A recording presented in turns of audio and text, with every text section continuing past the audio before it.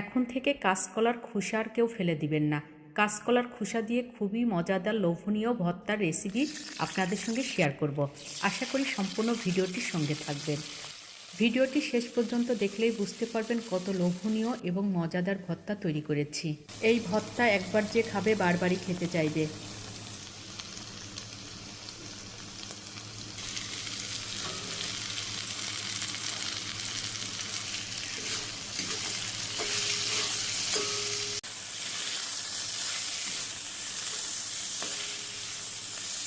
এই ভর্তার মধ্যে সামান্য জিরা এবং কালো জিরা দিতে হবে, তাহলে ভর্তার স্বাদ দ্বিগুণ বেড়ে যাবে।